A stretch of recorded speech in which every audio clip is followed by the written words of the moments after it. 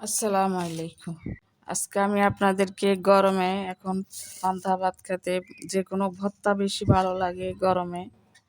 তা আমি আজকে আপনাদেরকে কাঁচামরিচ, রসুন আর এগুলোকে আমরা বিলেতি ধনেপাতা বলি। এই ধনেপাতা দিয়ে খুব টেস্ট ভর্তা।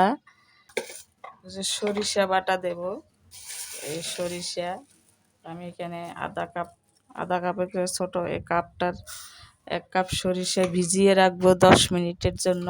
ভিজিয়ে রেখে তারপর ভর্তাটা তৈরি করব।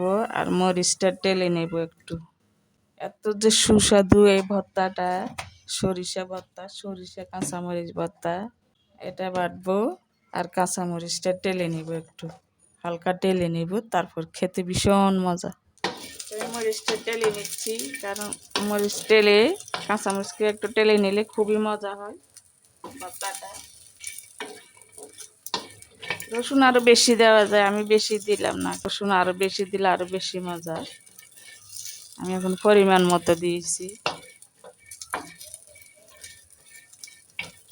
তো আমার মরিচ টালা হয়ে গেছে, এবার বেটে নেব।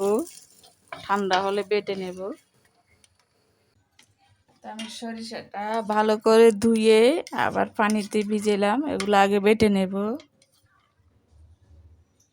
তারপর মরিচটা ঠান্ডা হলে মরিচ বাটবো।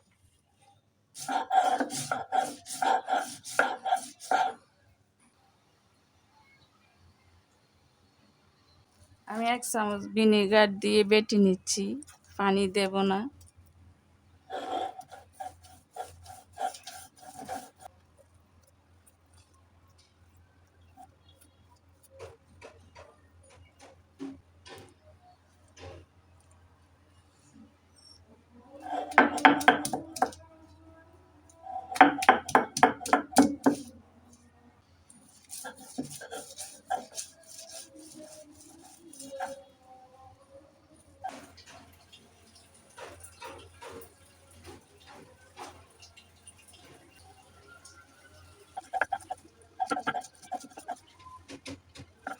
কোনো পানি ইউজ করতেছি না, ভিনেগার দিচ্ছি কারণ আমি সংরক্ষণ করে খাবো।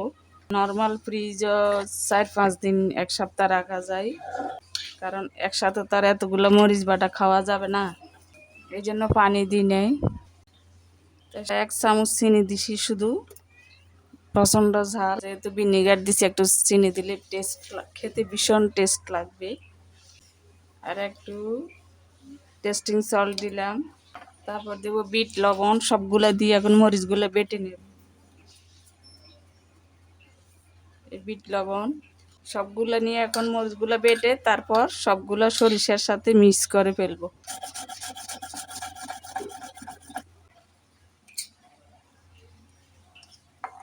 প্রচণ্ড জাল মরিচগুলা, এই জন্য সরিষা একটু বেশি করে দিতে হবে। সরিষা বেশি দিলে ঝাল কমে যাবে। ভিনেগার দিলাম, ভিনেগার দিলেও জাল একটু কমবে, কারণ কয়েকদিন রেখে খেতে হবে, এই জন্য ভিনেগার দিয়ে বাটলাম। এই যে আমি এখন সরিষা বাটা দিয়ে, মরিচ বাটা দিয়ে, সরিষা দিয়ে মাখবো। সবগুলো মেখে নিচ্ছি। খুবই সুস্বাদু এটা, বিশেষ করে গরমে সকালবেলা। এখন আমি নাস্তা খুব কম বানাই, পান্তা ভাত খাই।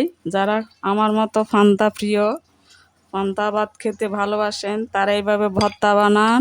ভাতগুলো আর নষ্ট হলো না, খাওয়া হলো। তাছাড়া এই গরমে আরামদায়ক। তা আমি আমার এই সাথে আমি এই জলপাইয়ের আচারের তেল দেব। এই যে কি যে সুস্বাদু আচারের তেল ভর্তার সাথে দিলে, এটা আপনারা বানান, টেস্ট করে দেখেন, তখন বুঝতে পারবেন। আর ভালো লাগলে আমাকে বলবেন, খারাপ লাগলেও বলবেন, কারণ নিজেরা তৈরি করে খেলে বুঝতে পারবেন এই আচারের তেলগুলো ভর্তার মধ্যে যে কি টেস্ট। তো আমার হয়ে গেল আচারি মরিচ ভর্তা।